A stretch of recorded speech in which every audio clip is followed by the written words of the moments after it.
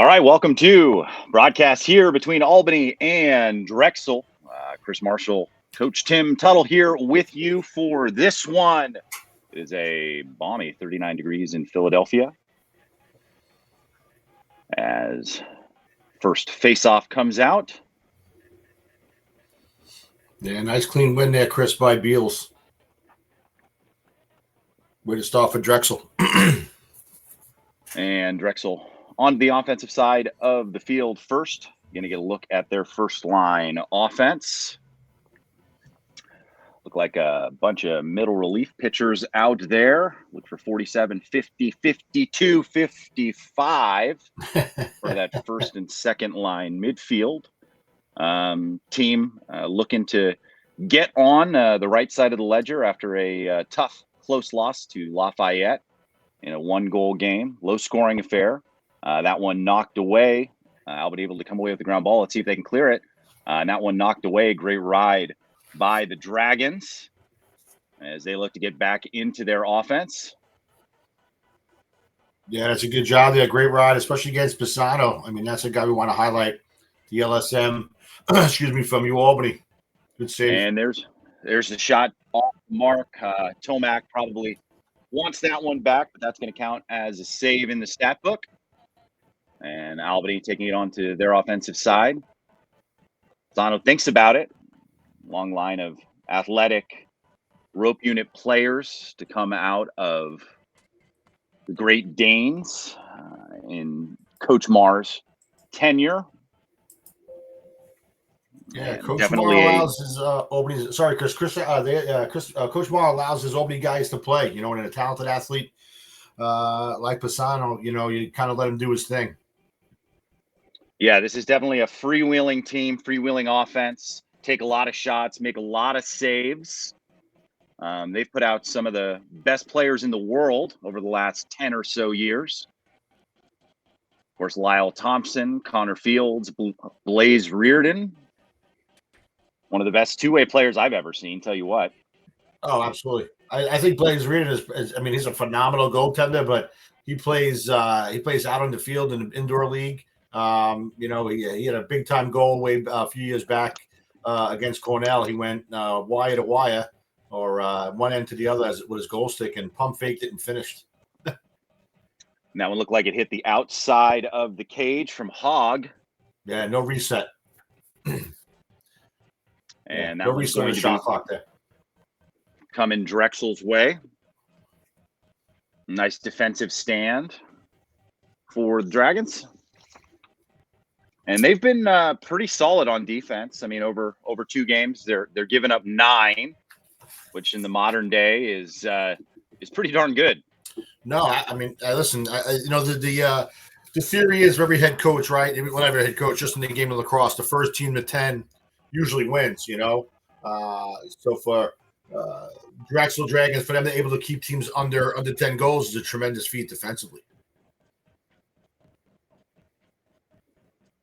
And that one finds the back of the net as we break into scoring. Jack Joyner coming across on the dodge, finding what looked like the 5-hole.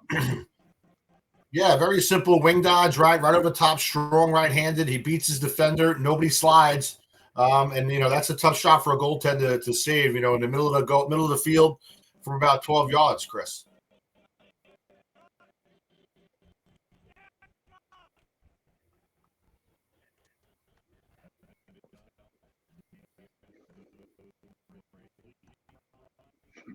That's going to be a violation going against Drexel. Yeah, Chris, a little side note to start the season. I think a lot of feedback I'm getting is the refs are blowing their whistles very quickly.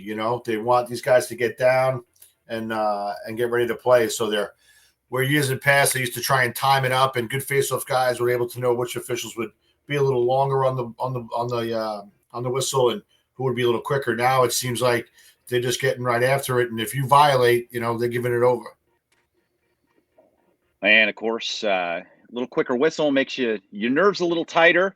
Yeah, nice little dodge there, because you get 3 of those violations, you're going to be sitting on the sideline for 30 seconds. Yeah, and for the entire half. Yeah. I mean, you don't get to reset till after the half, Chris. So a little S dodge there, good save. And that one coming back the other direction. It's Tate Kenzel. And Drexel looking pretty comfortable early in this one.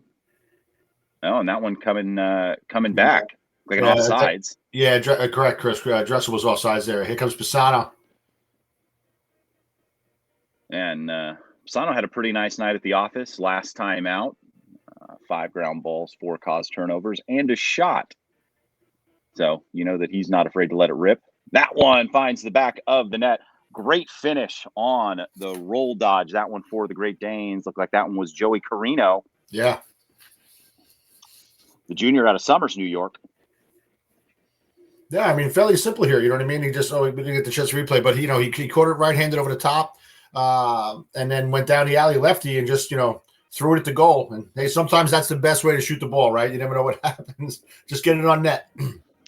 Well, putting the fun in fundamental, changing the plane on the shot. You're in that tight, especially you see some of the snow on the ground. It's still under 40 degrees.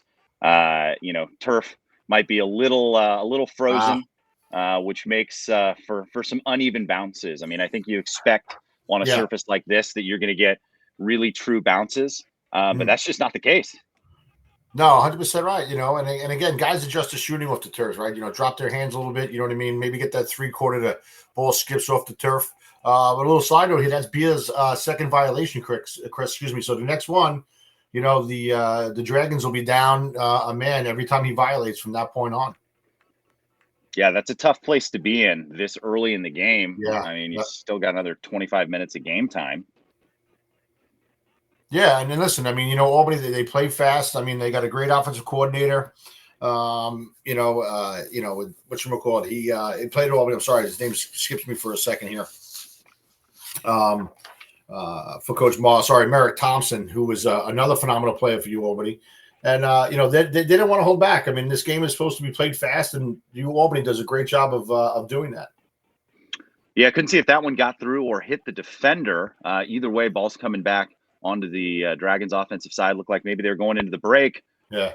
Thinks about the shot, takes it. That one saved, no problem. Heading back the other direction in a hurry. Yeah. Landon Whitney pretty strong to start the game, the freshman. Out of Peachtree City, Georgia. Wow. Newer hotbed. I mean, hotbed. Right. He's over into staying in a cold bed these days up in upstate. That's an adjustment. Yeah. Yeah, both goalies, 2 big saves. Nolan on for the Dragons and Hogue on the other end. Both solid goaltenders. And again, those guys can help you win games early. Oof. And that one finds the back of the net. That's Gavin Kelly, redshirt freshman out of Maryland. Like transfer out of St. John's.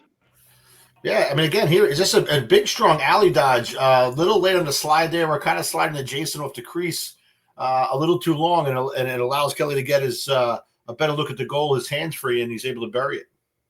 Yeah, Grove's got to get his hands on his hips there. You gotta get a touch. Playing the feet and not the body there. You don't give your defense an opportunity to make an effective slide if you can't slow your guy down just a little bit. Yeah, you got to get that jam, they call it. At a distance, take him off his plane. You push him a little wider, Chris. Maybe he does get down the alley, but maybe he's far out. He kills his angle shooting it. Gives the goalie a better look at the ball. Exactly.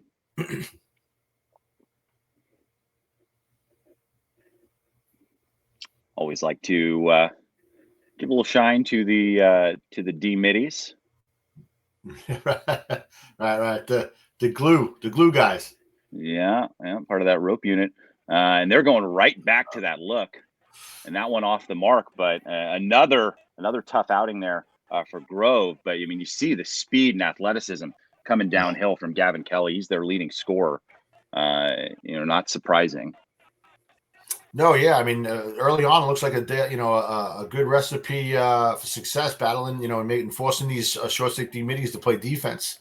You get a little pop off the crease, so you're either going to fire it at the goal, or a through pass to the wing, which just happened in the past play. Wow, UAlbany, and so that's like the first dodge from behind, Chris, and they're a little slow to go here. I think they just want to win their matchups and see how well that's going to work out for them early on.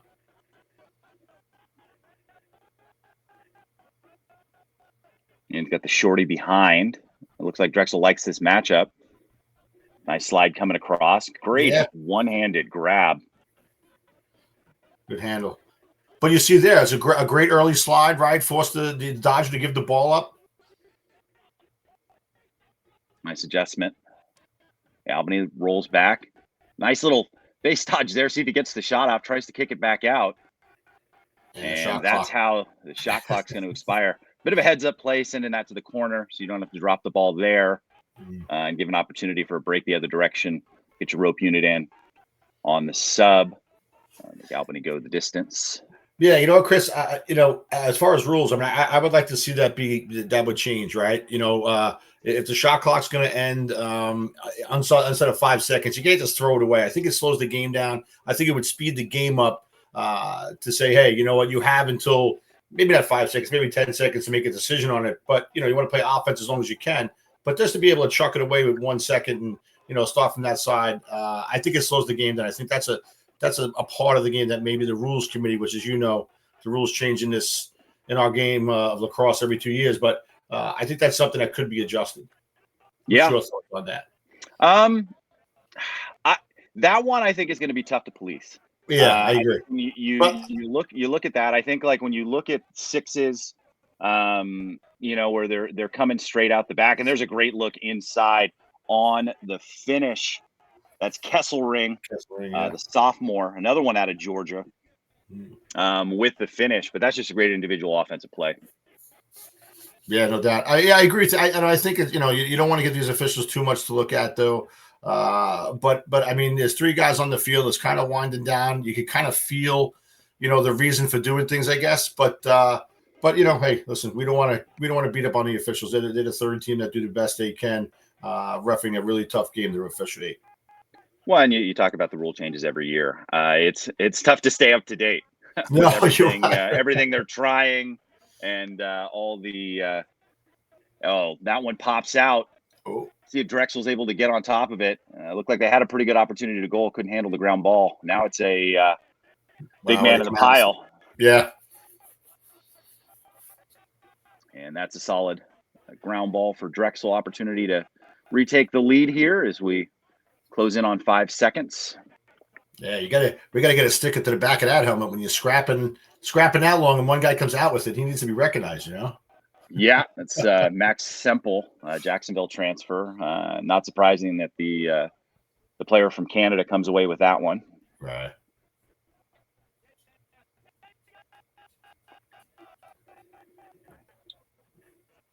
As Drexel continues to work through their offense, dodging once again from behind. There's the shot, that one off the mark, but possession shot going to stay with the Dragons. No reset of the shot. I couldn't see the shot clock, Chris. No reset, right? Didn't look like a reset on that one. Yeah, right.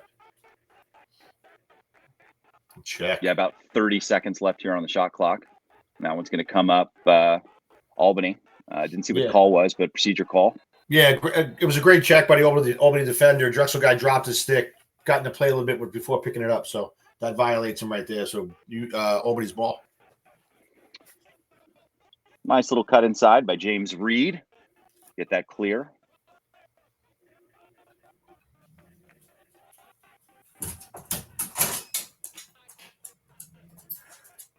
Once again, Albany works into their offensive set.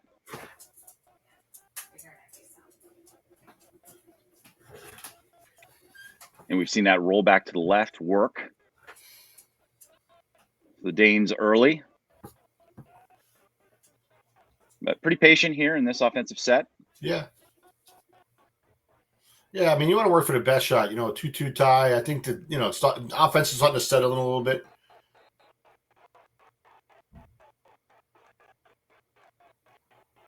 Got his man hung up. Takes it back above GLA. Turns the corner, takes the shot. That one off the mark. Going to stay with the Danes.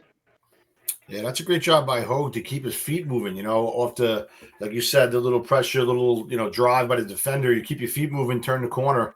He just shoots it over the top. Down towards the end of the shot clock here, looks like.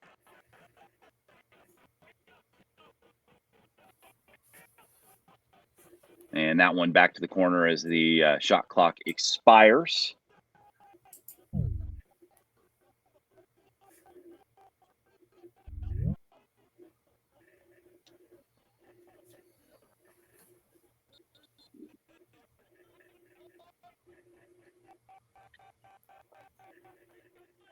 As Drexel gets it across.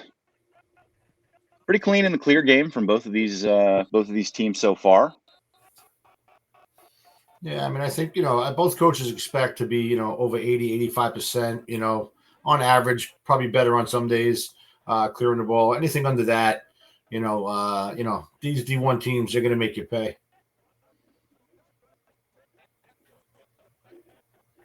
Save. Heading back the other direction, but looks like they're keep going back to Kelly, playing a little further out on defense on him. Yeah, I mean, a decent look. I mean, I don't know if he could have made a little shifty, hitch move there, Chris. Maybe get a better angle, but a good save by Hope.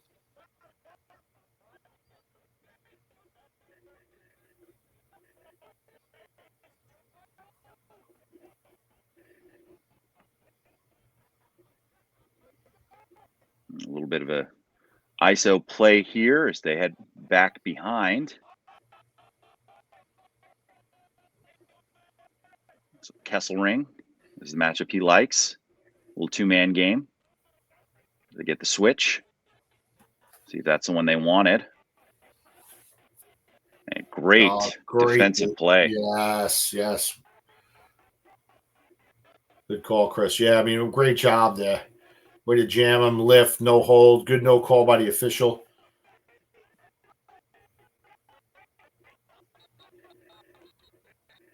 And that one, nice inside play on the fast break as the Dragons retake the lead at the 136 mark in the first. Yeah, pretty little tic-tac-toe play here. It's really not a 10-man. That to me, it's kind of broken up a little bit. I don't have a good angle that Albany's running, Chris, though, but it looks like they're kind of showing a defender up, trying to crowd the middle. Drexel does a great job of, zigzagging the ball up the field and into a nice finish.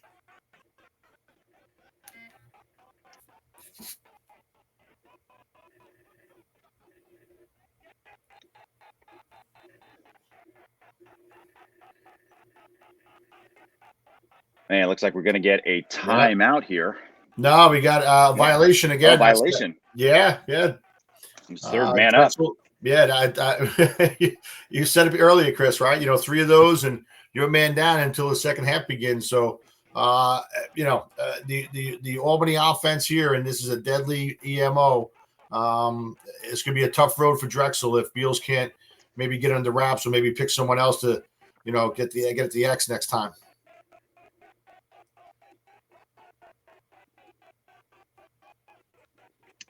That's kind of the challenging part where you get used to a different unit, different cadence from the officials. Get a little antsy, and you put your squad in a bad spot. Yeah, no doubt. And I give the officials credit. Like, they shouldn't change, right? The athletes should adjust to them. You know what I mean? And we talk to our players all the time about that. Already the officials are going to call the game. We might have to make adjustments. Not that we're going to worry about them because we have an opponent to worry about. But, hey, especially at the faceoff X where it starts there, all right? You might have to adjust to them. You can't come off complaining, well, he's doing this and he's doing that. You got to adjust to it. Good finish. That looked like Palam with the finish, the freshman attackman out of East Syracuse, as he evens things up at the 40-second mark. And just turns the corner on the restart. Looked like they were a little bit wide. They got there sixes back on for defense, but weren't quite set Yeah, on that correct. one. Yeah, that's a communication thing, right? The guy comes out of the box, right, off a quick whistle, give the Danes credit for playing fast off the whistle, and they caught Drexel maybe a little lack of communication of who's picking up who. And man, when that happens too, Chris, right? Who's the slide guy? Who's hot? Who's not? Who's one? Who's two? All that communication things affect that as well. Yeah, one of the most dangerous places to be on the defensive side is when that guy's coming out of the box and trying to adjust on the fly. And there's a nice fast break look, but that one doesn't hit the frame. Going to stay with the Danes. They got to get something going here pretty quickly. Just about 20 seconds left. See if they can take the lead the first time today.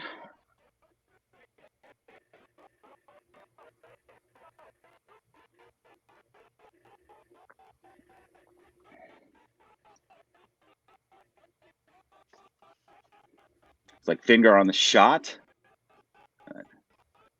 Right to the attackman behind. The PTB, that one doesn't get there. Final 2 seconds. You have to try and make something happen. And that's how the first quarter of action is going to end. But pretty exciting so far, Coach. We got 3-3. Both of these teams kind of trading blows. We've seen momentum on both sides of the ball. I'm certainly excited to see how this one plays out. Yeah, absolutely. Great start.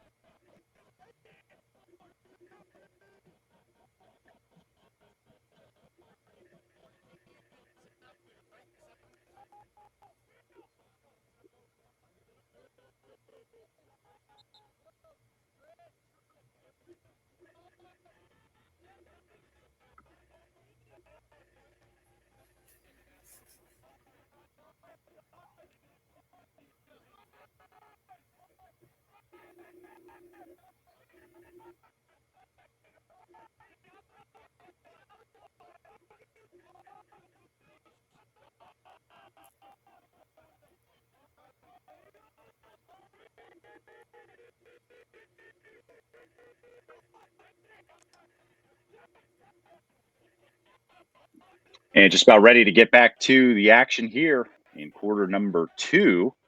And you can definitely see, Drexel just trying not to go man down there on the faceoff. No, I completely agree. Listen, the 2 violations gives Enders a huge advantage. You know what I mean, Chris? If as long as he doesn't violate, right? But it did put, Beals on his heels a little bit.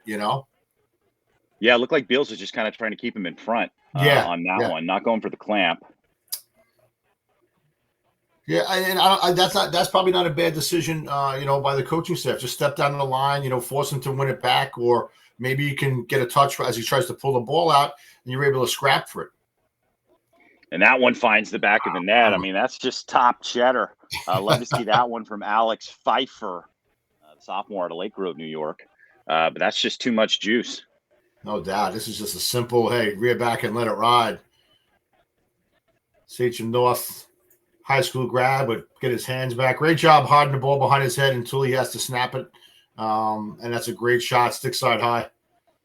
Yeah, I mean, you get that kind of juice. I mean, just straight over the head of the goalie. Not a whole lot you're going to be able to do about that. You just got to be in good position, hope it hits you. Right. Yeah, I mean, listen, it's Chris. It's either in the net or it's off someone's windshield, right? I mean, yeah, 100%. You know, so the helmets are round and not square. Deflect. Right. Yeah, and that faceoff, we kind of had the little clip go through on the replay though, but Beals did a better job of trying to put the ball on the ground, but UB comes up with the ball. And I think that's going to be his recipe for the rest of the second quarter here and the rest of the half. I don't know that you can take the chance, of violating, Yeah, the Albany squad certainly will take, whatever advantage they can. And you don't want a team that, has got great offensive coaching to get any sort of advantage.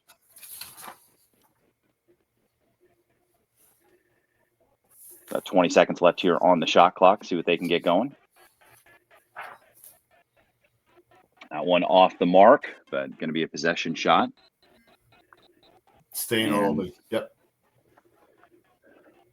Albany coming in, converting on 40% of their man-up opportunities. Only 5 so far. So now 2 for 6. Looks like that one hit the defender.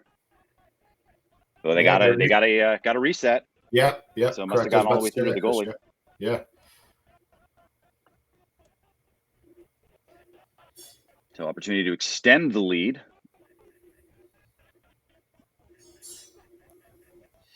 Yeah, heavy dose of dodging from the wing for the Great Danes. Looks like they want to go strong hand. They will go underneath if they can. I mean, a lot of these guys are one-handed.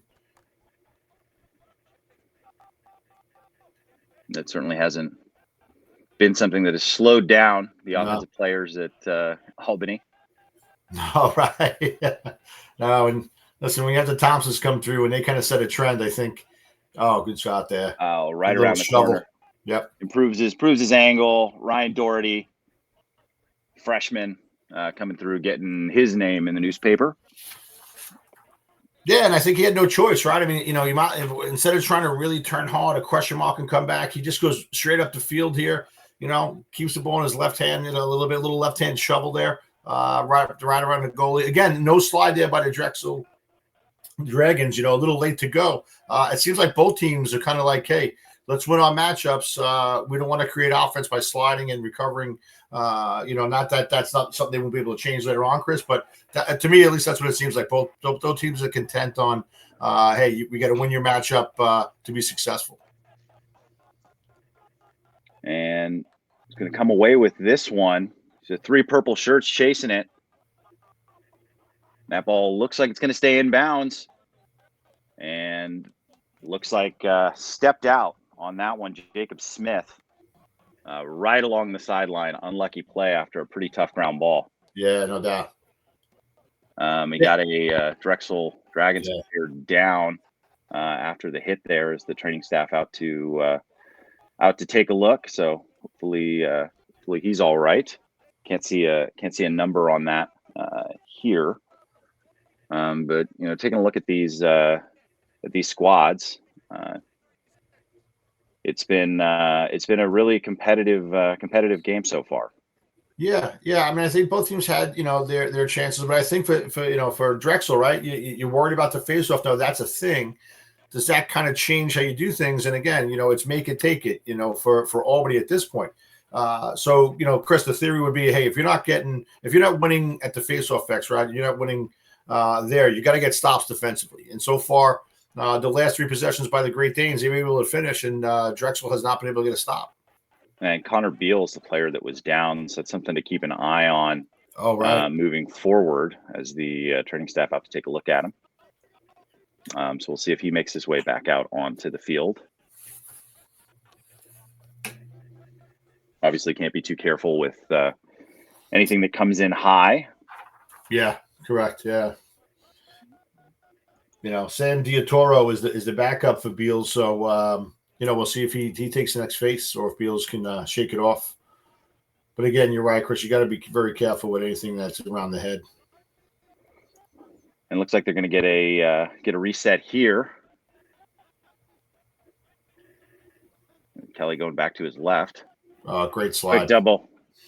Yep. Pisano. Your best player doing the best things. Exactly. But really nice adjustment there on that slide. Knew Kelly was coming back. Great work. Absolutely. Absolutely. Hit it, waited to the last possible second. Kelly doesn't see him coming. And it looks like a stick got into the passing lane. Jack Wallace able to corral that one.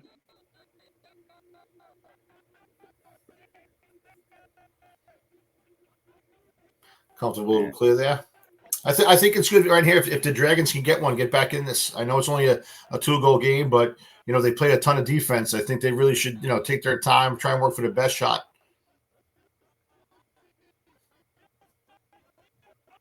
Yeah, it's been a little while since they found their way into the score sheet. Not since the 10:21 mark in the first.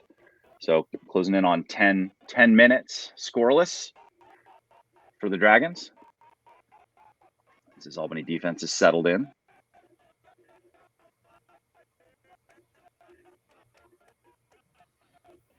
Thinks about the shot. Slide was coming early. And nice recovery. Pulls back, but doesn't take the shot. Look inside. Tough handle. What a finish on the underhand scoop. I mean, he did well just to catch that at all and able to get the shot off. Very, very impressive work. That one, once again, Max Semple.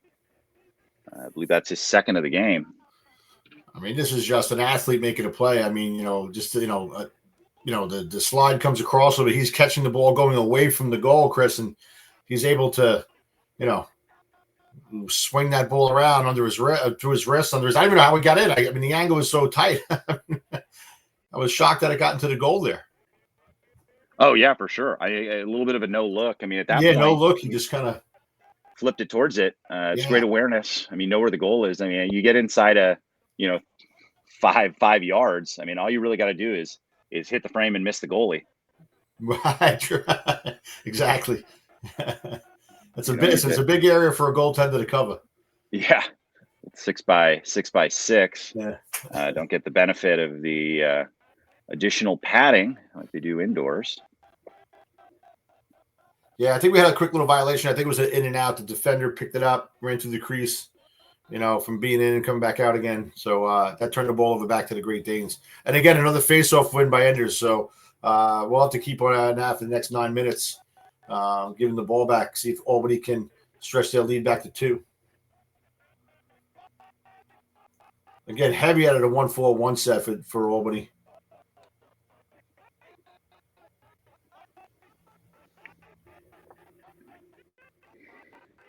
Game moving right along.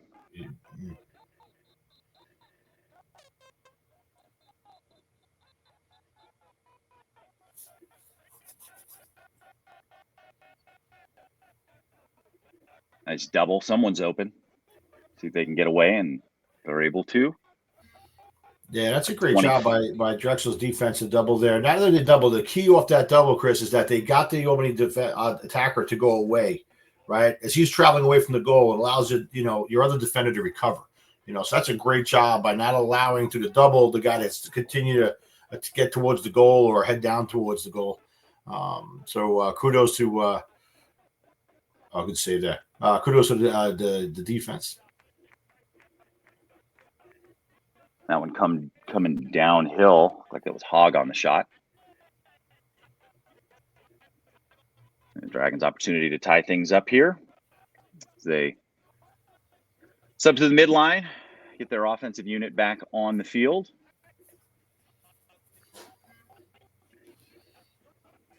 And Drexel been able to create some mismatches through some 2-man game from behind, some skip passes.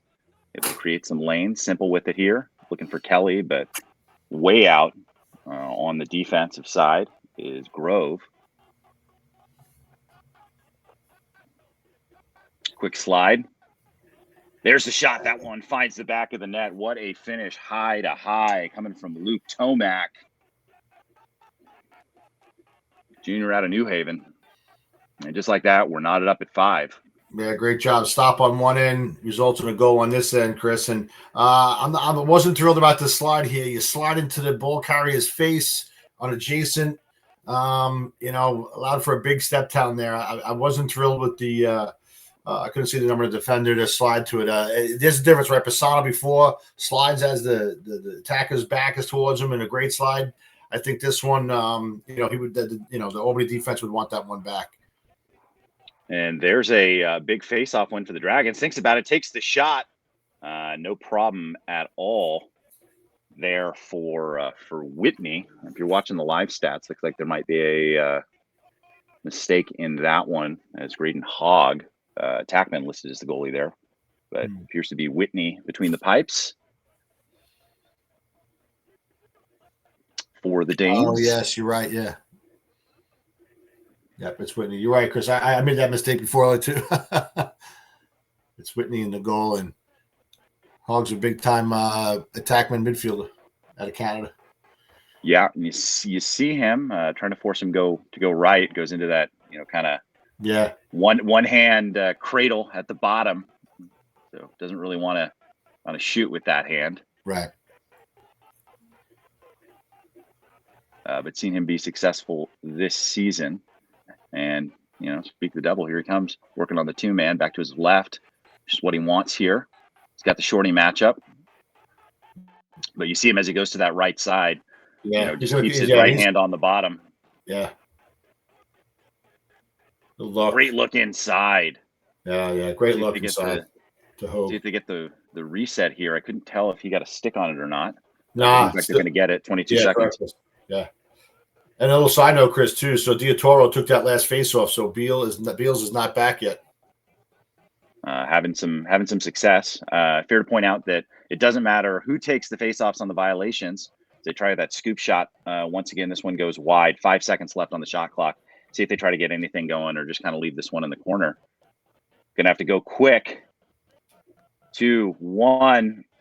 Not going to get the shot off there, as that's a violation backed up anyway. And nice defensive stand there for Drexel. We dip under 6 minutes to play in the first half.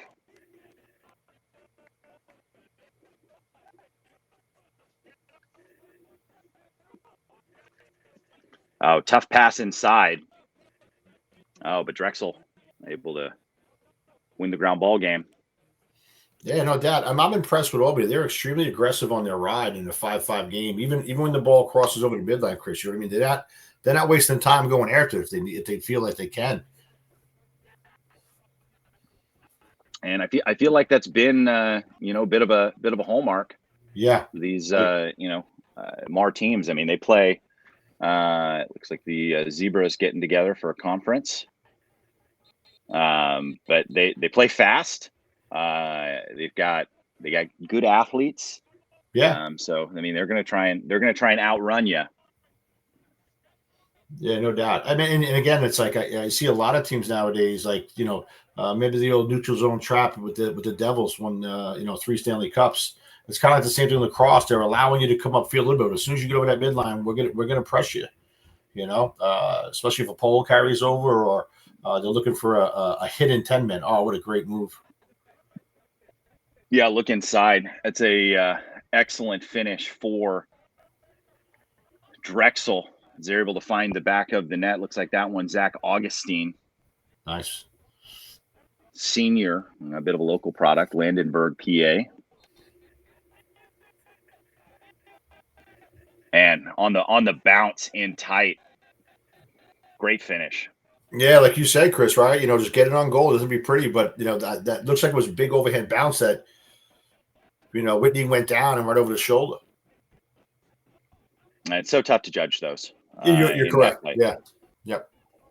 Well, and they all count the same, so it doesn't matter how it finds its way into the netted portion, and as long as it does. We're going to get a timeout here from Drexel. Seems like a good opportunity for us to take a break as well, but stick with us. Dragons back out in front, 6-5 with 5 minutes to play in the half.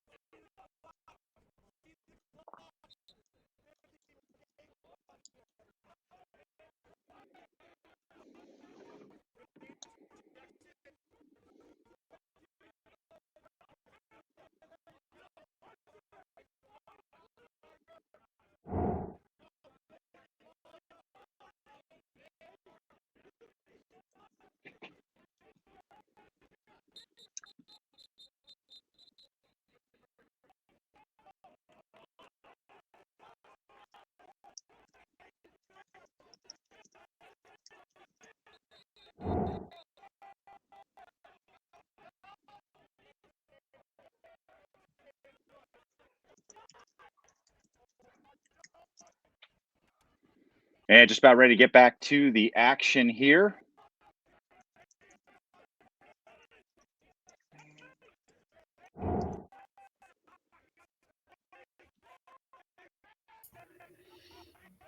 And Drexel back on offense, trying to extend their lead to 2, match their largest lead of the game. Neither team able to create really any distance between the other. We saw Albany take their first lead of the game.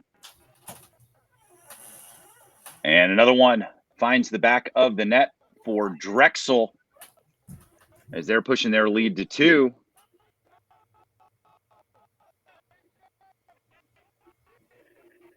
And looks like that one coming from Connor Hooley.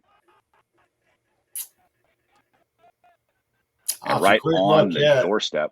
Yeah, he's wide open. I said, Albany slid earlier in the offense there, Chris, right? And it took him a little longer to communicate the recover, and nobody recovered right to the most dangerous spot on the field, right off the crease.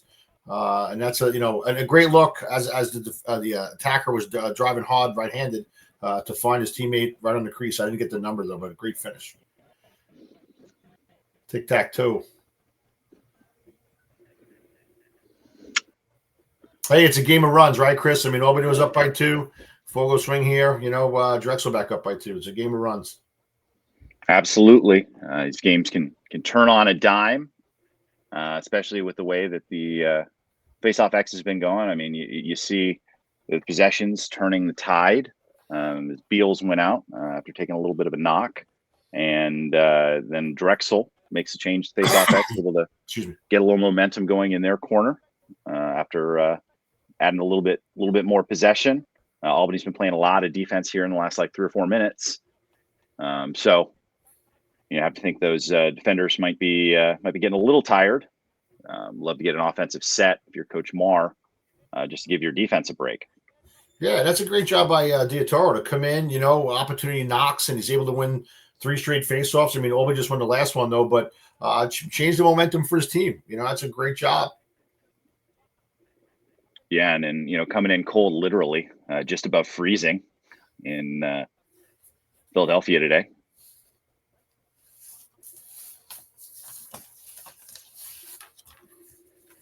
Which feels real cold for a California person such as myself.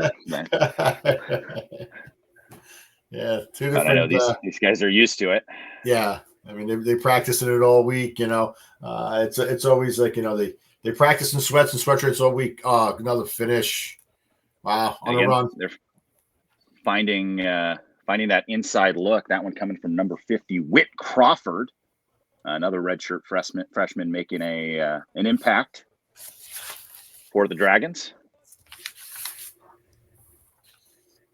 Wow, yeah. Again, another early show by Albany. They don't recover back in time, and give the Drexel offense credit, man. They're finding those guys in tight, wide open. Those guys are able to move their feet a little bit, increase their angle, and finish. Yeah, Coach Mon, you did time out there. We need to have a conversation here, fellas. Yeah, and you take a look. Three minutes left, down 3 goals. I mean, obviously, there's an eternity left on the game clock. So plenty of time here to make an adjustment. But you're Albany. You'd like to keep this a little closer. Already 8 goals in the back of your net. You've only given up 22 so far this season. You got 2 losses behind you. A 1-goal loss to Colgate on the 17th, 3 days later at UPenn, a 4-goal loss, but only 22 given up. So you have to think that if you're Coach Marr, you'd prefer not to give up more goals than you did in the first 2 to this Drexel squad, with an offense that hasn't been lighting the world on fire so far. No, I agree. And I think, it's a deep breath timeout, right? You can't take them with you into halftime. You might as well use it, settle the boys down a little bit. They feel the tide going another way. They went on a run. You were also a little false sense of security. Maybe Beal's out of the game and Diatoro comes in and answers right away. It's one of those timeouts that, hey, you know what, you take just to take a deep breath, right? Because when Albany's been flying around, they put 5 in, what really not an issue, you know what I mean? But now it's Drexel's turn. So again, it's a simple theory. Hey, if you're not going to win at the X, you got to get stops, right? But I don't know that the next goal is that important for Albany. I mean, yes, of course it is an important goal in a sense, but I think it's, like you said, a ton of time left to go in the game. It's more about the next face-off, next ground ball, next goal.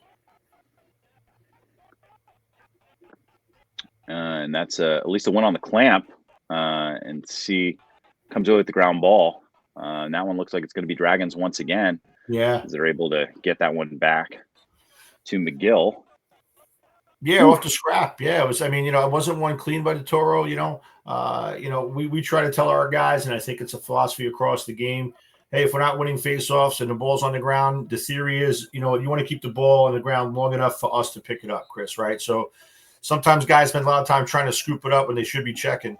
That scrap off the face to win the ground ball. Yes, like you said, it might look like a win for Drexel in the books, but if Albany picks it up, I'm okay with that. There's a look inside. Wow, he didn't step in. Able to come with it. That was impressive footwork. Yeah, how did he not step? Wow.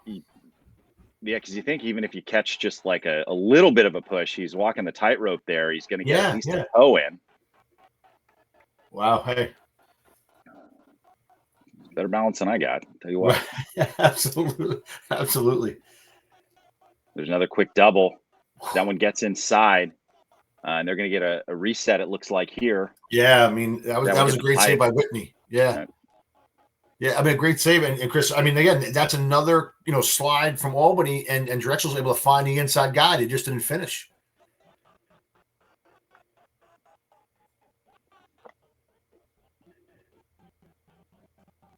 Back to his right, looks for the skips pass, gets it. Looks like Albany's able to recover.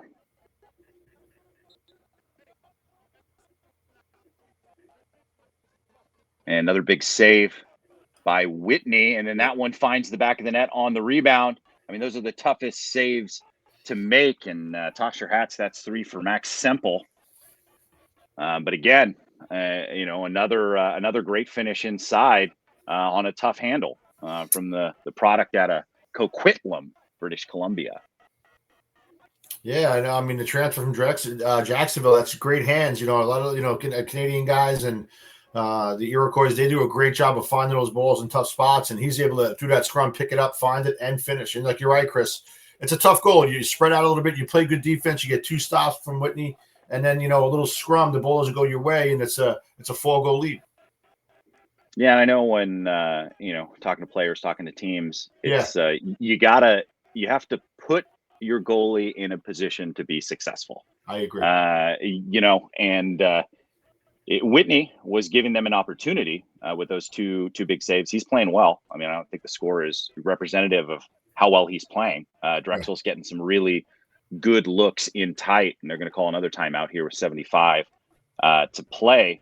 But the defense is not putting him in a position to be successful. So I think that's a great point. Is a fair way to judge how he is playing, because I think he's playing well. No, I agree with that, and that's a fair point, and that's what happens tomorrow when we watch film and you go through those things, and you're okay. People outside looking in go, "Oh my God, he's given up 9 goals on 6 saves." Like, is he seeing the ball well? But it's where they're shooting from, right? And again, they control the controllables. You can't expect your goalie to stop shots dead down the middle from 10 yards out, and you also can't, ask him to stop shots on the doorstep from a bad recovery for the defense. It's an entire group. Yeah, goalies can bail you out a little bit, but like you said, if you put those guys in spots where he can get a good look at it, that's kind of ideal. But I give Drexel credit. They're creating the offense on the outside, forcing the slide from the inside, finding their guy and finishing. So, they practice as well as Albany. So I think, this is a good timeout here by Coach Volker. See if he can get to 10 before the half. I think he'll take a lot out of it. I wouldn't expect the offense to come out right away and look to bang it. I think they'd eat this clock up again, not to give Albany another chance to, pull within 3 before the half. Yeah, correction. That's actually 4 for Semple on the day on 5 wow. shots. Wow. That is efficient. So you love to see that. I mean, that was something that I always enjoyed seeing was the efficiency of shooters. I mean, you get some of these great shooters that we've seen over the last last couple of seasons, and they're high percentage shooters, and you see that a lot of times with the Canadian players inside that we've seen out of DU. Who am I thinking of from Penn State? Scored all those goals. Mac. Oh my God. Right. Oh, I can't think of his name off the top of my head. Number 3. I got his number. Ryan Brown. You get some of these. Ryan Brown was a phenomenal shooter. I remember Jake Byrne back in the day for Johns Hopkins. He was a phenomenal shooter. So, I mean, you see some of these guys that just shoot it. Westberg is another guy. Oh, yes. Get in tight. I mean, you get these guys shooting, 55%. Yeah, Pat Spencer from Loyola. Yeah, 100%. Over the top here, big step down. And just miss the frame. I'm still waiting to get my Pat Spencer NBA jersey. Oh right, yeah. I mean, he's been flirting with it. Got some burn in the preseason for the Warriors this year. I'll tell you what, his brother's been killing it up at UConn. I was at the UConn St. John's game, and he single-handedly in the second half hit like 6 3-pointers. I guess when Pat Spencer's your brother, you learn how to play basketball, right? Sure thing. Pat could have played any sport he wanted. And looks like that one's going to get waved off. Yeah. Man, tough call, but that one after the horn, and that's how we're going to go into the break here. But fortunate for Albany not to give up one there at the end, because that one could be a real backbreaker. That would have stung. Yep. But stick with us. Don't go anywhere. We still got a whole half of lacrosse action coming your way on Lacrosse TV. He's the coach, Tim Tuttle. I'm Chris Marshall. We'll be back with you in just a few.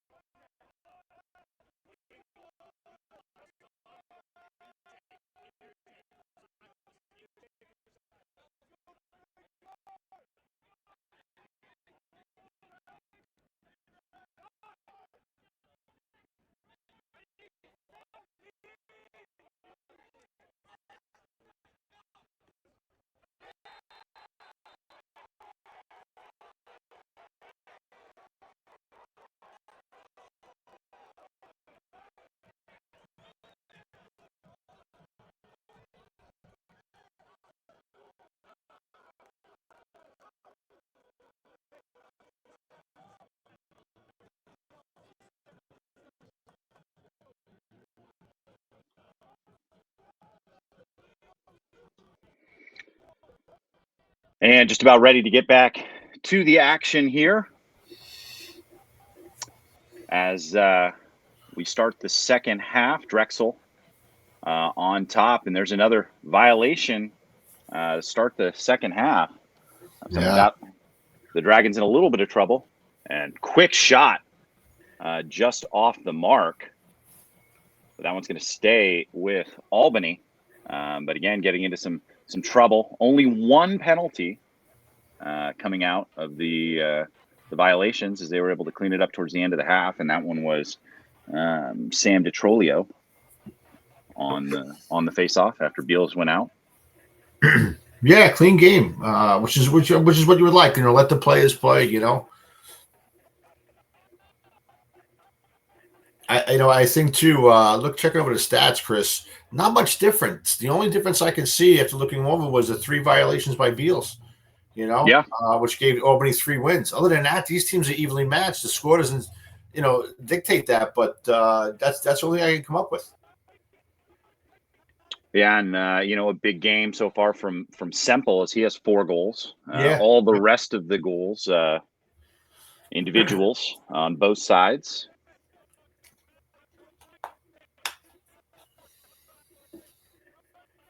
But Semple having himself a day.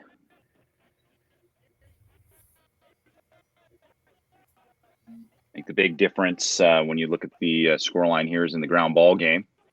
True. That's another one. That's another good stat. Yeah. You got 23 going the way of the Dragons against 12 for Albany. And that's going to be a violation there. And this one's coming back with the Dragons as they look to break into double digits on the score sheet.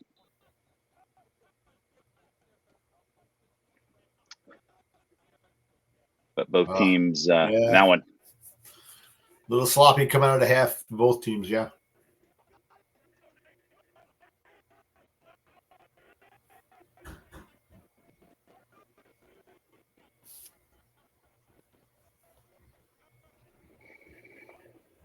But, if you're Albany, you'd love to get the scoring going here in the second half. Amos Whitcomb getting some burn on attack. First time we called his number. Yeah, I mean, the off-ball movement has been better for Drexel than Albany. It seems like Albany's kind of not content, but they're trying to win that one-on-one matchup and give the Dragons credit. They've really taken away the strong hands of the Albany players. Force them to go play weak side or make that shovel shot. You know what I mean? Which is not a great percentage at times, Chris. Absolutely. Well, and when you don't have kind of those all-world talent, and that one coming in, I bet this one comes off. Yeah, he made contact with the goalie. Yeah, there you go. Good call by the officials. Yeah. Yeah, into the little crease. Yeah.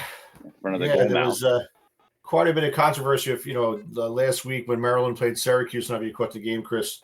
Michael Leo looks like he won it in overtime, and he landed in the outer crease, right? But they said, or from the film, why didn't overturn this? His right hand landed on the inner crease, which violates that goal. Maryland clears it on a transition, and they're able to finish in overtime to beat the Orange, though. So this whole replay thing with the officials and trying to work the kinks out, it's going to take some time.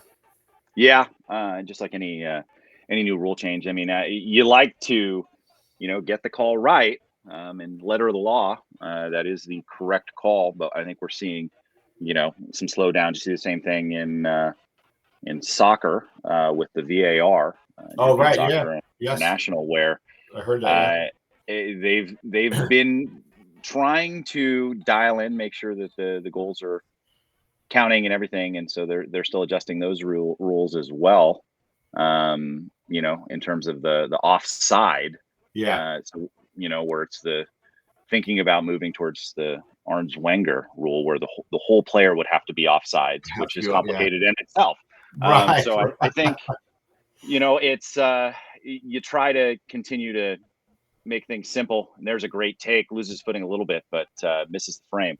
But you end up making things more difficult before they become better. Yeah. So hopefully they can figure this out. I think the important thing is that they're continuing to try to make the game more enjoyable for fans and for the casual fan to increase. Right.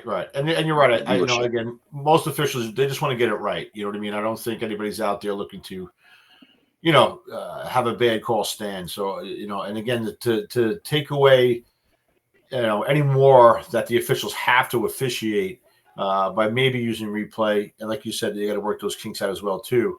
It's new to the game of lacrosse. It's going to take some time. But either way, right, when those things happen, one side's going to be happy, the other side's not. So, what a great shovel there. Yeah, it's another great take. Jackson Palum, yeah. Freshman out of East Syracuse. Must have heard us talking about his hometown. But great finish, and that's a big one for the Danes as they open the scoring here in the second. Yeah, needed that. Just a great individual effort here. And again, right, he's a righty, all right. But you take what the defense gives you. A little slow there by the short stick D midi trying to get over to play him, and hey, you know what? Trying to squeeze that pipe off when you're a righty goalie, he puts it past his ear over his left shoulder. That's a great finish. Yeah, and those shovel shots extremely difficult to judge for the goaltender. And that one's going to be a hold. So that one shouldn't go against the infraction count. And there's a quick shot. And that one just barely backed up. It's a bold take. The Great Danes are in a hurry to get to 9, Chris. You said earlier, I mean, race to 10. See who gets there. See who gets there first. Silas Richmond trying to back his defender down. He's big body, 6'4", 190.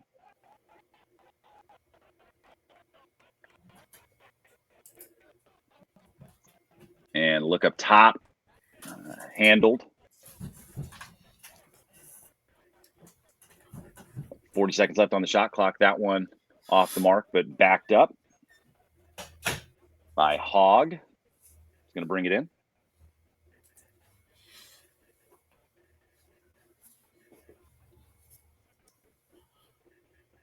Playing a little two-man game coming off the pick. Good little pick there. Yeah, big little worked. Big matchup difference here if he can duck under. Gets by his man, takes the shot. Oh, I thought we had saved it. I thought they saved it. It actually went wide. Yeah, he got a piece of it. They got a reset. Yeah. But the way he didn't react, Cameron didn't follow it. So I thought maybe that one found the back of the net. When it went in, yeah. Nice double, good recovery. Yeah. And that one's going. Yeah, all right. Back so Drexel's way. Yeah, so he got a flag down. So the Albany player, instead of just putting the ball down off the shot clock violation, he threw it off the end line. That's delay a game, and the refs picked it up on it. And that goes back to my point about the rule change. Just chucking it away, is that delay a game? You know what I mean, Chris? Right. The shot clock's wandering down. Are you delaying the game even though the shot clock is not fully expired yet, but you chuck it into the woods and we got to be going off the end line? In my opinion, that's a delay of the game. And I think that's an easy adjustment for the official, right? You're avoiding and you're kind of taking away advantage from the other team if the ball violated the shot clock went off and you violated at the moment and the spot on the field where the ball should be. It's just interesting. Like again, we just talked about one time, giving the refs a little break, and now we got to put more on their shoulders. Yeah, I think it's interesting to see how people make the adjustments. I think it's the same argument that we saw. There's a great look on the skip pass, even better save, but right back into the offense off the rebound. Good recovery by Albany. That's a big time save by Whitney right on the doorstep there. And back to even, and they're able to get back into their set defense. Nice stand for the first look at the man down unit for the Danes. There's a shot, another save by Whitney, and he's keeping the Danes in this one. That's Absolutely. 10 by my count. But interesting conversation. You saw some controversy, ahead of adding the shot clock, where teams would take shots that weren't really shots, to prevent the call for a to keep it inside the box. I think I remember a Maryland North Carolina game where there were some shots 6 or 8 feet above that were possession shots, and they're able to take 5 or 6 minutes off the clock because they're not making them keep it in because it appears that they are taking shots. So like anything else, it's you want to get it right. And I think they're moving in the right direction for sure. Yeah, absolutely. And let's run here. Oh, good save by Nolan. And again, the rules are interpretational, right? And remember, you have 3 different officials. They interpret it 3 different ways. It's the same thing in basketball. If it's a foul on this end, you want it to be a foul on that end. Sometimes that's not the case, through interpretation, of the rule. It's not an easy game to officiate. And Plum turns the corner. Not a bad take. 42 seconds left. I had a better angle where the ball went out, though, but yeah, that's close. They always give us that underneath. Right on it. Right. Yeah, I can't argue. A better angle than we do, for sure. This was like a good matchup. By his man, another big save by Nolan. That one goes straight up. Hit behind the cage. Ball still down. He can walk the tightrope and stay inside. He does. Nice work by Drexel once again. Yeah, they're winning the ground ball game today for sure. Absolutely. Both goalies came out of the half hot.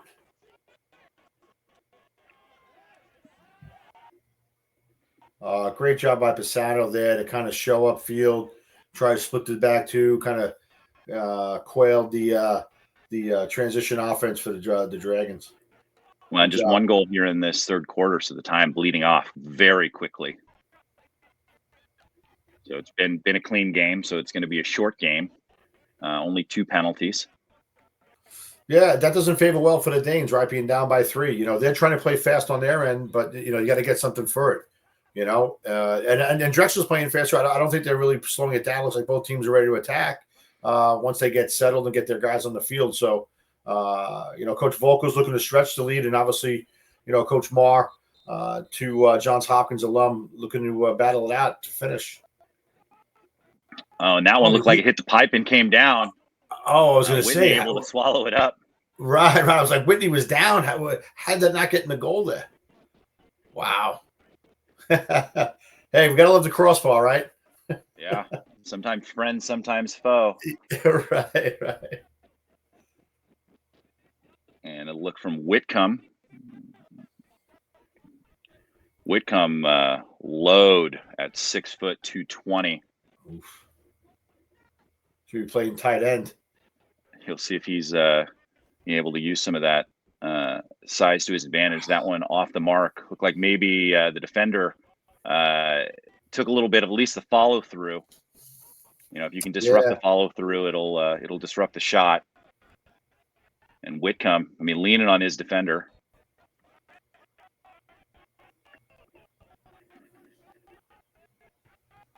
Quick double, someone's open. Nice recovery by Drexel. Albany looks to get something cooking once again. 20 seconds left on the shot clock.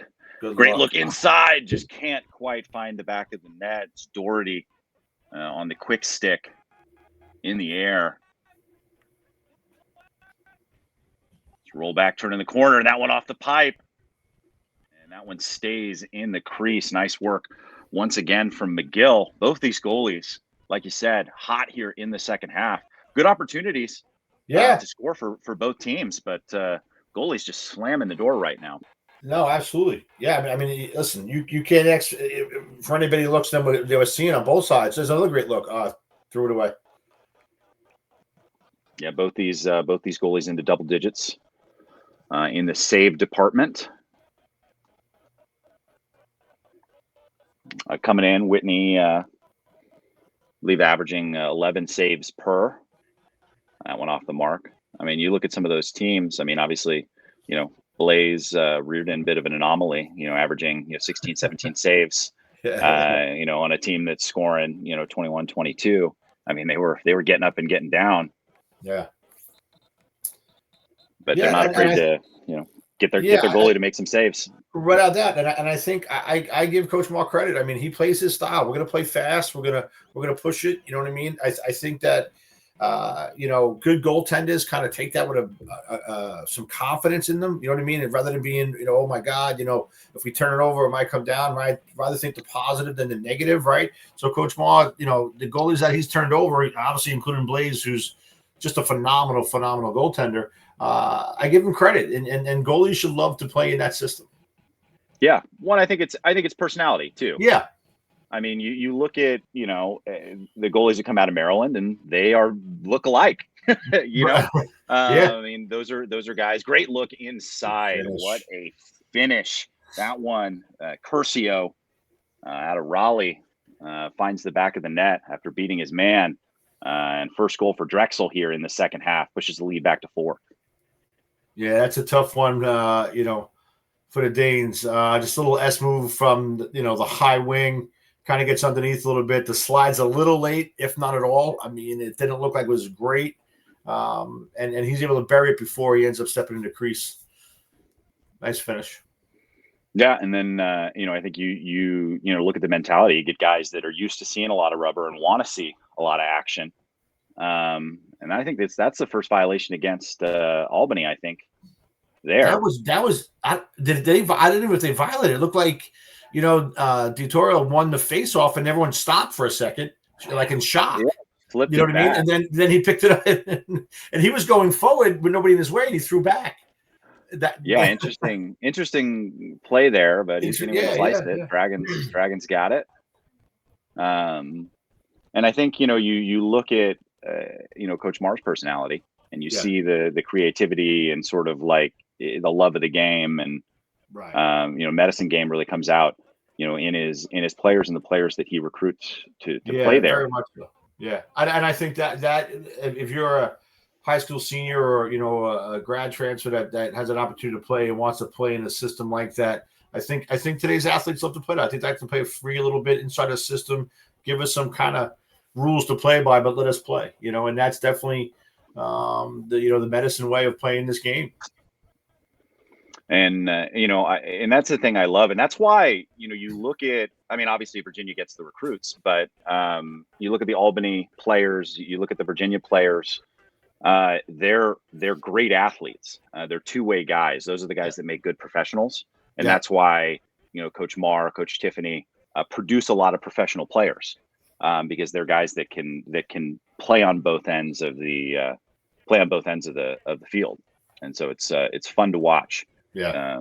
Those guys that come in and can do that kind of thing. And it's interesting as the game becomes more modern, it's still the old school type players that were great athletes and can play on both sides are the ones that are having success. Yes. Yeah. It brings it back to those games. You're right. The Frank Ursels of the world who got up and down the field, those guys just that's old school lacrosse, and it's coming back, but just the game is just so much faster because of the rules.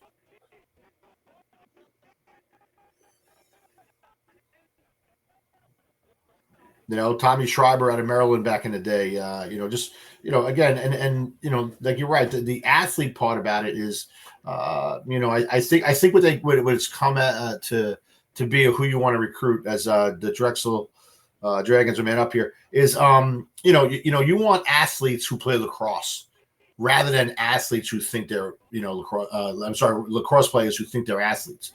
I think that type of recruiting has led to kids coming from Texas and Georgia and big time football states that are now playing the game, the growth of the game. But you had that, right? I mean, Coach Mall wants an athlete who happens to play lacrosse rather than a lacrosse player who thinks he's an athlete, Mm-hmm.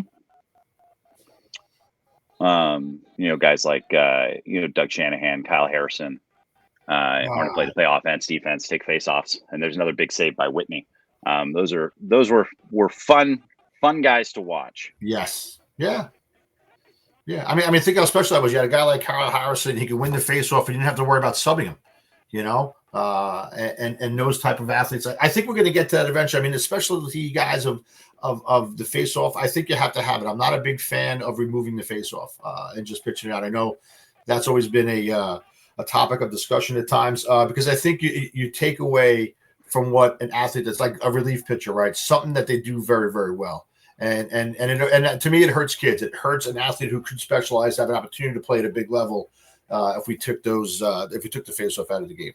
Well, and that's how the third quarter is going to end. Both teams tightening the screws here.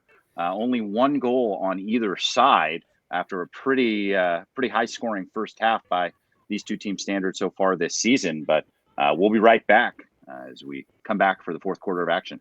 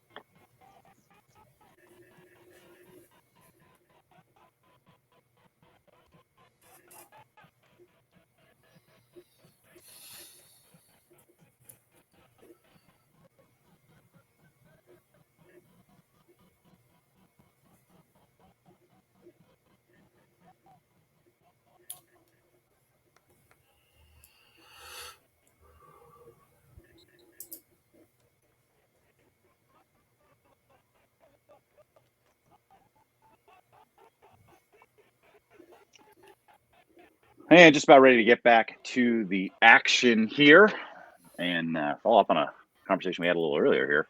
Pat Spencer actually signed a two-way with the Warriors. He's been filling it up for Santa Cruz on Thursday, so we might actually see him in a regular season game here. What a great accomplishment for Pat. What a great, example of the game of lacrosse, of a great, again, back to what I said, right, Chris, athletes who happen to play lacrosse and happens to play basketball and happens to play whatever sport he probably could have played. What a tremendous job, and congratulations to Pat. And opportunity here for Drexel. Good decision there. Push coming off the faceoff was Liam Kammer.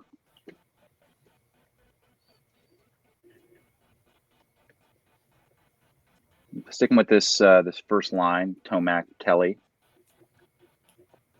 and Augustine, all players who have their name in the score sheet.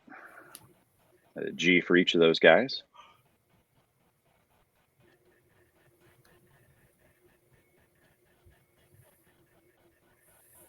Yeah, I think if you Drexel, you want to keep the pressure on here. You're right. You want to get the most out of your possessions, get a finish. I don't think you want to come off the gas, and 4-goal lead is really nothing, for any lacrosse team, but especially for the Great Danes, who will play fast on you. Yeah, we saw them quick little 3-goal run. Yep, towards the end of the first quarter. So I mean, they can hang that on you in 2 or 3 minutes. So they start winning some draws. Nice handle. Rolls back. Nice look inside. Great save by Whitney. Wow. And another nice defensive play. That one by Will Pepe. No doubt. I mean, you had Pisano come off on a little show there. He really wasn't going. What a great look. I mean, a great handle. And, Whitney with another big-time stop. Yeah, and that one was an important one.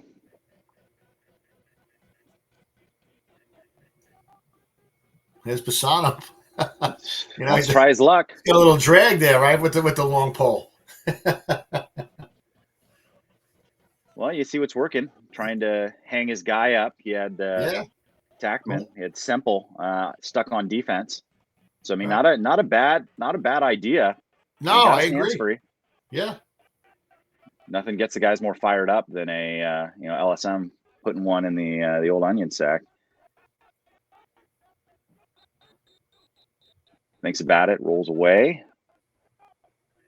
Albany looking confident here on the offensive side.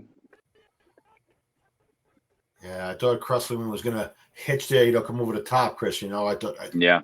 It looked like he had a good look there, but got to trust your players.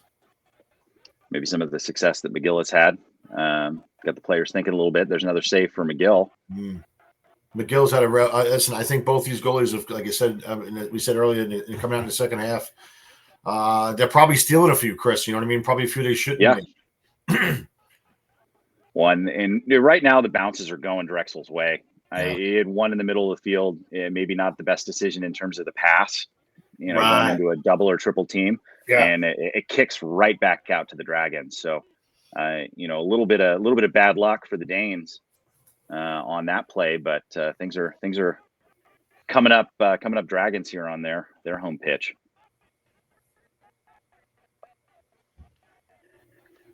Just roll back.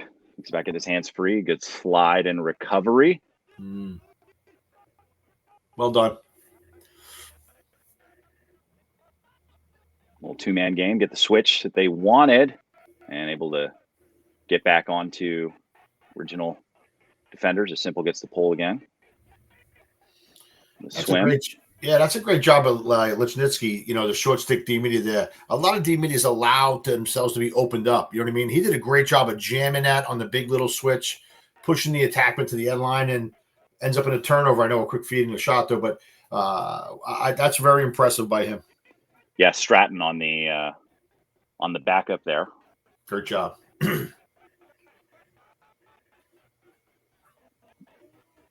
And that's a big time finish. Wow, that's way outside. a yard in from the restraining box there. I mean, it's tough to judge coming out of the pull stick like that, especially sidearm. You don't know where that thing's going. Yeah, I mean, You know, giving him the space, steps down on the bounce.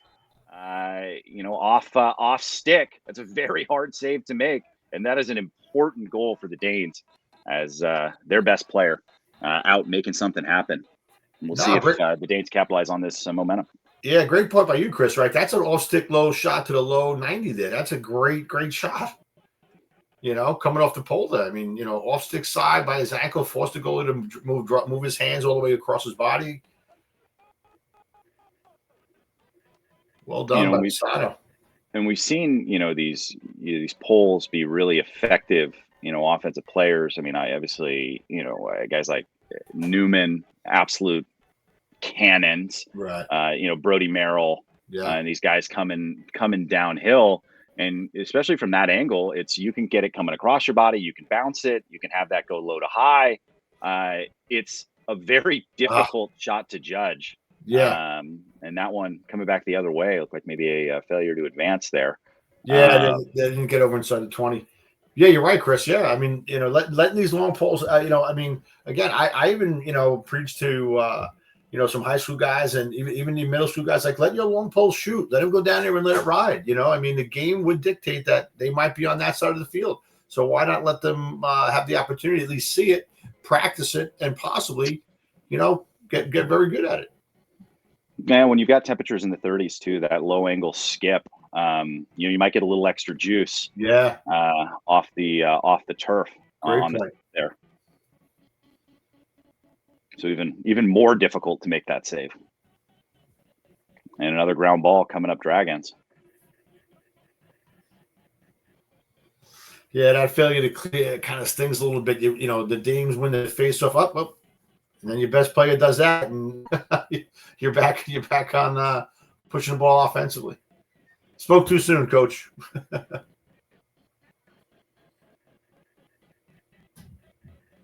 Yeah, but you got, you know, 30-14 in the ground ball game right now. I mean, that's the story of the game right now. Yeah, big number. But a great look inside, and there's another one. Lead is now 3. That's Palum.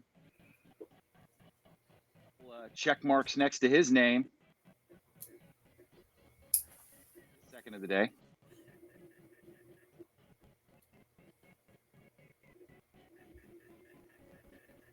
There's another good individual effort. And this Danes team isn't going to go away.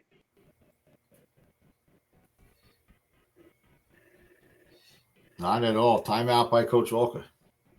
2-goal game, 9 to go. Yeah, exactly. And that's actually Palum's third.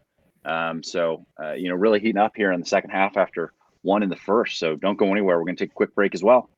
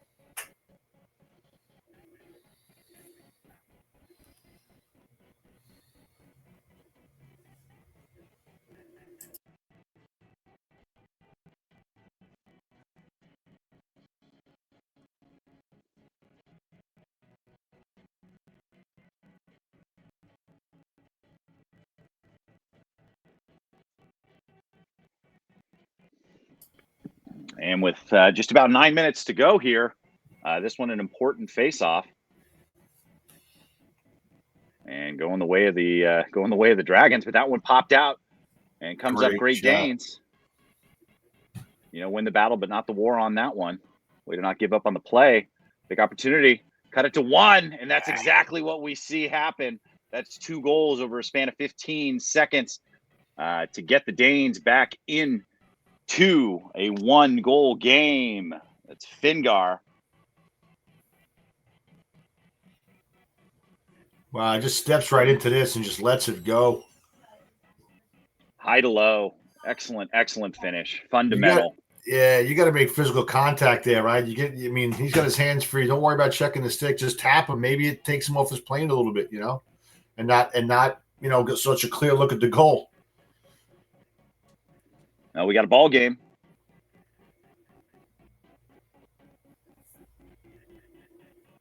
Officials letting him play here. It's a big time face-off win. Well, absolutely. And to go back to the one before, I mean, Will Pepe, the LSM, made a great check against the Orlo for and there's flag down. Oh yeah, and a flag down. Yeah, I think we might have a push from behind with possession. That's what it looked like. So this is this is an important possession. Got a free play here. You score, wipe that one off. But if you don't, you're going to go right into a man-up opportunity. So great chance here for the Danes to tie this up. Looks like they like this matchup. That's Hogg going on McVicker. Moves it. Again, looking to go against the shorty. Fakes, rolls back, and keeps the ball moving. See if they go back to that shorty matchup, and that's exactly what they're going to do. Hogg rolls away, takes the shot. Big save by McGill. Yes. But they're going to get the man-up opportunity here. So I believe will be a push with possession.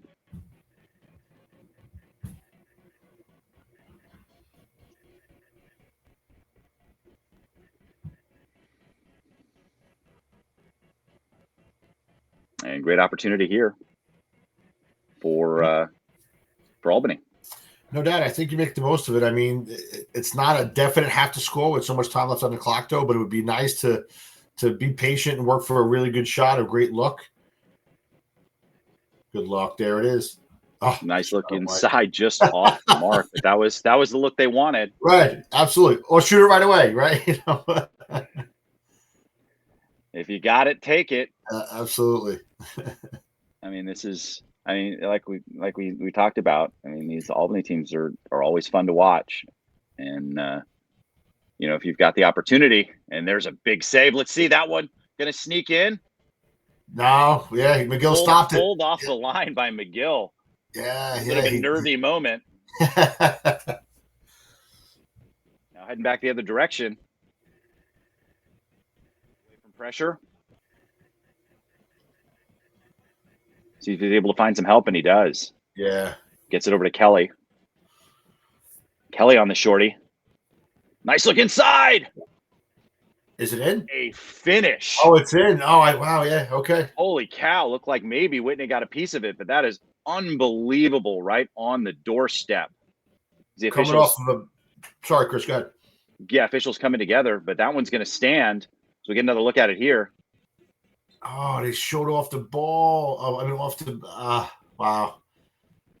Yeah, so it's a tough one there for the Danes coming off of a man up. Don't get anything out of it. Will Pepe kind of shows off his man a little bit. Again, communication there defensively. And they leave a dangerous guy wide open right off the crease. You can't blame Whitney on that one. Yeah, that's tough. But that's a big time goal. Yeah. Yeah, stretch the lead back to 2. Again, plenty of time.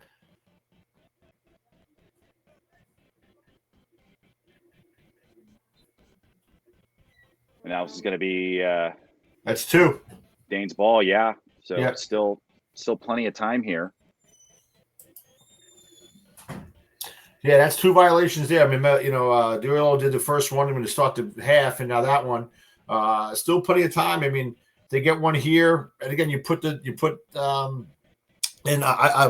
has not been back, so Coach Volko's going to have to stay with Elio. Di Trullo. He's going to have to stay with them, and unless there probably is someone else down the bench that they could probably put in, but nobody with a ton of experience.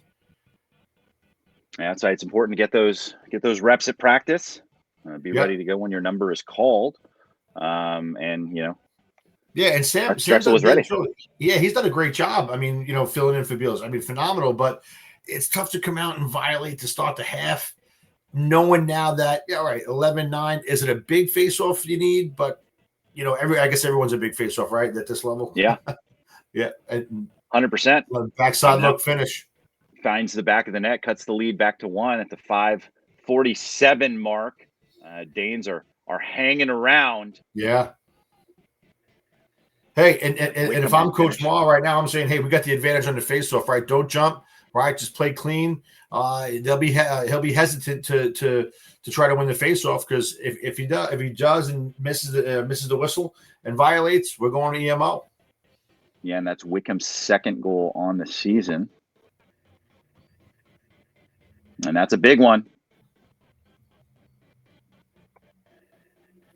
And great face-off win there. Yeah, and does a good job. Tie game, and just like that, Albany right back in this as we are knotted up at 11. Another opportunity where 2 goals go in less than 15 seconds, and that's what makes this game so a great exciting. Game. Yeah, right. It makes it such a great game. Nobody picks up the face-off guy, and this is going to do. Hey, listen, I practice at Albany too. I know how to play fast. Nobody picks you up. Shoot the ball. Everybody's got to eat.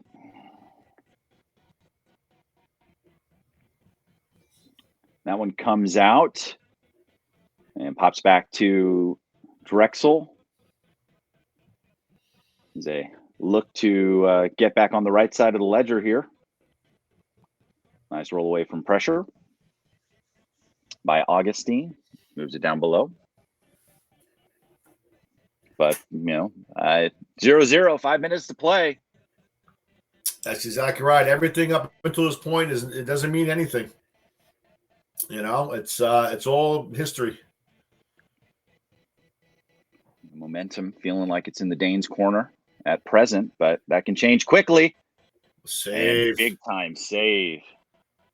I'll tell you what, if the Danes pull it out, I think the game ball, Whitney's putting in his case to be at the top of that list, Chris. Yeah, absolutely. Both keepers into double digits. It's 13 by my count for Whitney, 14 for McGill. But impressive display. Because these are good shots. Yeah, no, I agree. I mean, like I said, this game could really be, say, 20-20 at this point, right? 100%. And fortunate bounce going the Danes' way. A little too tall, backed up. They like this matchup. We've seen the Danes go with the shorties. There's a quick double. And that one goes right into the stick of McGill.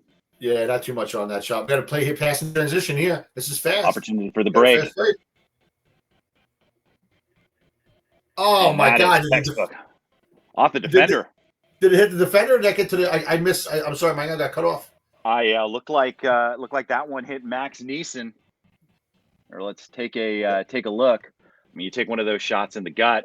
Wow. Yeah.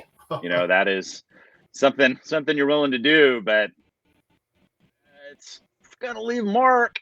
Right. Listen, Chris, I'm a big hockey fan. I enjoy it in hockey, even though I think it's crazy to get your face down by a puck, let alone to jump across in a lacrosse game. But give that defender credit. Is it Pisano? It looks like it might be Stratton. It's Stratton. Or no, Stratton. There's Stratton right here in front. I think if I saw it quickly before the trainer got there, I thought I saw 88. Yeah. Yeah, there we go, making a play. And I have to say, one of my favorite photos all time. Yeah. The UNC championship, where you see the defender at full extension, diving towards the shooter. Right. I can't recall the name, but man, these guys are leaving it all out there right now. That's for sure. Yeah, 100%. Well, Pisano's got to come off, or at least for a play. And since said on the defense, he might be out for a little while. He's got to come off because of the injury. So they get, this might be an opportunity for Drexel, maybe pick on somebody they haven't picked on all day. Maybe a new guy off the bench, like I said, cold in Philly today. It'll be interesting to see. So big opportunity as we dip under 4 minutes.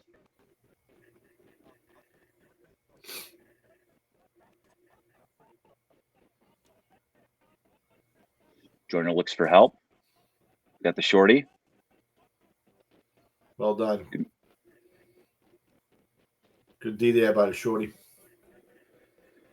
We called Kelly's number a whole lot here in the second half after he had a real hot start.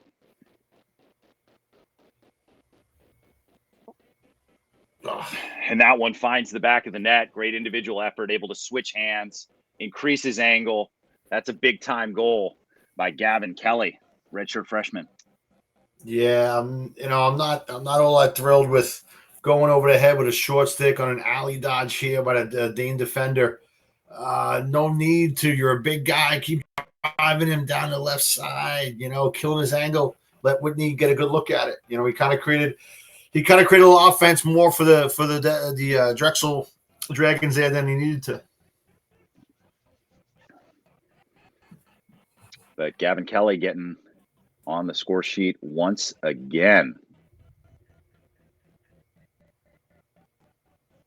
And that's 5 points on the day. 2 G's, 3 apples. That is a pretty nice day at the office so far. Definitely. For a Saturday.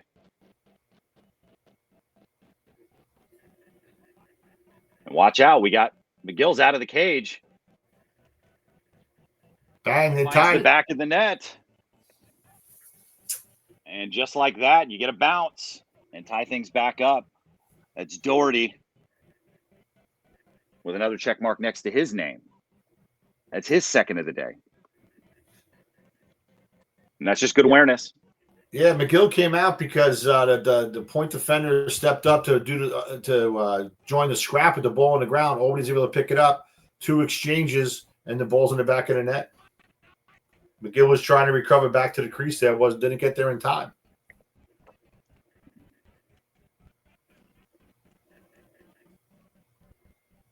Big face-off win. That one slapped away. I'll tell you what, Chris. Albany does a phenomenal job of getting to the face-off guy, whoever picks the ball up on the wing off the face-off. They really lay it all out there to either double team or attack the backside, whoever picks it up. It's just something nice to watch, pretty to watch.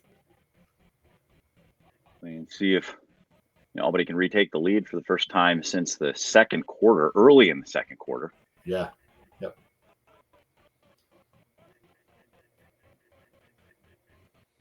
Again, if you Drexel, just play tight D here. Get a stop. You're going to get the ball back. That one popped out. So who comes away with it? Yeah, I think it hit the pipe, Chris. Sorry. I don't know if McGill got a Oh, great ride. Stole it out of midair. And Coach Marr wants to talk it over. Amos Woodcomb. What a great job, number 2 by Albany. This has picked that out of the air. Yeah, and he's been good in this fourth quarter. Obviously had a big goal. Nice right on that one. And under 2 minutes to go. It'll be interesting to see what Albany does here. But this is the best part of the game. This is why we do it, Coach. Yeah. What are you drawing up here? I think 155 to go. Regardless of how much in the shot clock. I think if you're Albany, you do what you do best, right? I think Coach Moore is saying if we have an opportunity, make the most of it, because you got to trust your players at this point. I think to overcomplicate things or try and change what we normally do, that's not in his repertoire, right? I think you Drexel play sound defense, get a stop, you push the ball the other end. I know Coach Volker's got a timeout left. And you go from there. I'm not a big fan of changing what we've practiced all week to throw a certain play in, or if we haven't practiced anything, or we haven't said, hey, you know what, slow down take 30 seconds off the clock. If you can find your matchup and win, go and play. We'll live as a family, whether we're successful or not, right? And if we are, we love it. If not, it's another learning moment, not only for the players, but also for the coaching staff. Yeah, and it's hard to know what number they're going to call here. Palam has 3, but 1 goal for the rest of the scorers. So, you look at. I think it's a good point, Chris. But I think to be to be maybe a little deceptive, you go, okay, you know, what is Drexel's expectables, right? Who do they expect us to give the ball to? Maybe someone who's not an expectable has an opportunity to be successful today.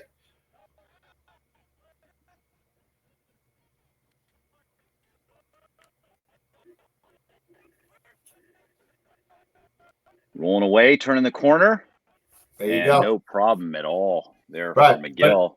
But like I said, Albany came out, Chris, and they played what they were going to do. They found their matchup, went one-on-one, took the chance. McGill does his job. Now they got to clear it, but you know, you give credit to Coach Maul for like, hey, this is what got us here so far early in the season, and this is what got us here to tie the game. Let's play.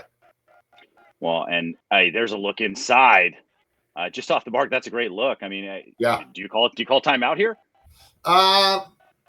No, I don't. I think you play. You know, I think we get, you know, like I said, sub the guys on. You know, you got plenty of time to go in the game. I mean, I think the timeout is more valuable depending on what happens if you get the ball back here. You know, you just came out of a timeout, and I'm sure if you saw, they broke up in 2 huddles, and it was what if on the offensive side if we get the ball back, and then defensively it was like, hey, get a stop here. I think those conversations were going on in each huddle. So my point is, there's no reason to have a timeout here. I think if they don't get anything out as the clock winds down, you might see if they get in some trouble of Notre Dame, the Danes getting the ball, they might turn it over and say, hey, timeout here. Or in an early shot clock, there's not much time left. Maybe Coach Volker takes a timeout and runs a certain play. This little tie ball game as we close in on the final 30 seconds. Rolls back. Doesn't have the angle. Fires it in. No, I think it got knocked down, and then Whitney smothered it. Yeah. Eats it up. Heading back the other way. 20 seconds to go. That's plenty of time. Dangerous in transition. The Danes are going to go. And making some subs to the midline. You know, tough at times here. Looks like we're going to get a timeout for Coach Marr. Talk it over. See exactly, you know, what we've got on the game clock here. You know, look to be about 10 seconds. So, you know, you bear with us as we get close here to the end. I mean, that's plenty of time to be able to, you know, get a quick little dodge or a quick pass. So we'll see maybe a pick play on the backside and see what they come away with. But we might be getting some free lacrosse here today. No doubt. Again, I think there's a couple theories you can go here. You know, give it to your biggest and best and let him do his thing. You know, and if you get in trouble, you know, work off the ball to maybe if he has to feed it for a quick one, or you do like you say, a little pick game on the backside or a pick off the ball. You know, and see if they do a good job of switching. There's no right or wrong, Chris. You know, I guess it's like, you know, each one of these teams have what we do in this situation. They practice situational lacrosse from the beginning of the season. There's not too many what ifs here. You know, it's like, this is what we're going to do. If we don't, we go to overtime, and you know, we continue to extend the game. And obviously, we've seen you know, what can happen in overtime. Obviously, they go to sudden victory. You know, starting from top corner of the box, got to get downhill a little bit. Gets by his man. Shot inside. That one finds the back of the net. No goal. They're waving it off. Wow. Big time call. That one's just going to get sent down to the other side of the field. And just like that, we're going to get some free lacrosse here. But wow, what a finish to this game. Certainly getting your money's worth today. Great game. I mean, both teams playing a full 60 minutes. You can't ask for anything better than this.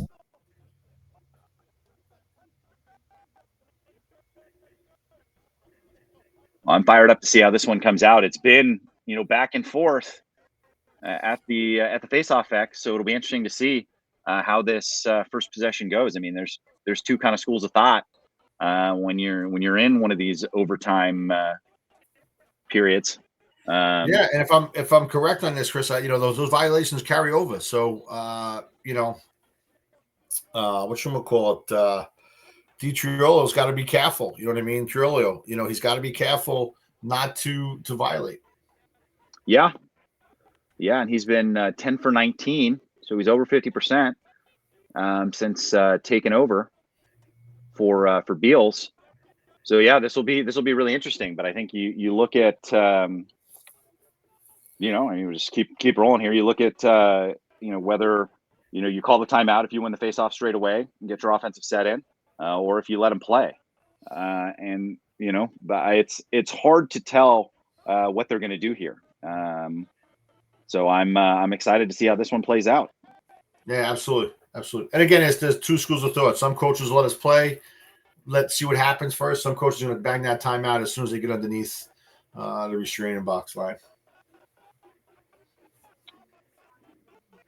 Wins the draw.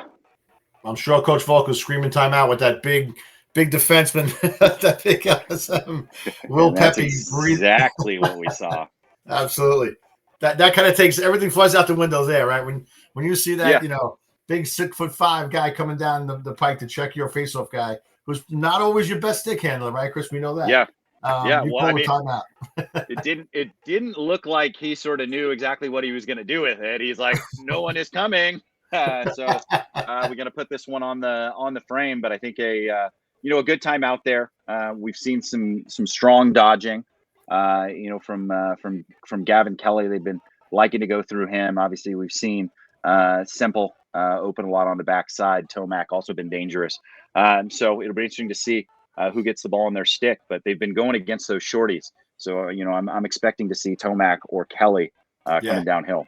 Yeah, I don't think that changes, right? I don't think that changes. I don't think you want to put the ball in the hand of anybody that Pisano's playing already long balls. I think it's been a steady diet of let's attack the shorties and see how well they can do. And again, as the second half had showed us, right, that both teams had plenty of looks off the crease. So, it's going to be interesting. I think dodge to win, dodge to score, maybe not dodge to look and dodge to feed.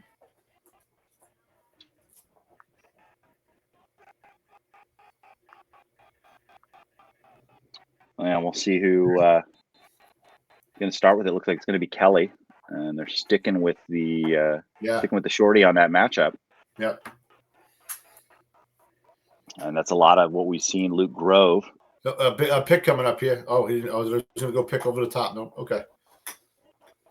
Tomac has the pull here. So he gets the pick, gets the shorty matchup. That's the one they were looking for. That's the switch. Rolls back. Looks like they're going to be a quick slide here. Still plenty of time on the shot clock, 56. And there's a shot from outside. No trouble at all for Whitney. Yeah. Oh, he turned it over. Throws the ball away. Wow. Great stop. I mean, good stop. I wasn't happy with that shot, but Whitney saves it, and then he tries to pitch it out quick. It's just a short outlet pass. You don't want to – listen, anytime you throw that outlet, Chris, you want to be long. Fight for it on the other side of the field. Short. This is what happens. You give a possession back to the Dragons. Well, a nice recovery by Neeson. Simple is so dangerous on the crease there. So able to prevent him from taking a shot there was a big defensive play. Yeah. Kelly moves it. There's the shot. That one just off the mark. But the defender takes that one. It looked like in the forearm. Feeling it for sure. This one coming in. Hooley. Yeah. We see Tomac stepping off. Yeah, he did that check, like you said, right off that forearm there, a little between the elbow pad and his glove. Not much padding there. Nice roll around. That one finds the back of the net. And just like that, another win in the column for the Dragons as Jack Joyner seals the deal in overtime. What a game today. Unbelievable, I mean, any team could win. I mean, obviously the team with the ball last usually does win. I mean, that's the way it works. But the Great Danes, tremendous job today here, Chris. I mean, it's a little in the snake bit, and I'm sure Whitney would want that outlet pass back. But nice step down here. Good off stick side shot to the lower right 90, and a good win by the Dragons. Tough foot win. Yeah, that's the second goal on the day for Joyner. I think they weren't expecting him to roll back there. Maybe a little bit of an overcommit from the defender, expecting him to move that ball. and wide open from 8 yards out.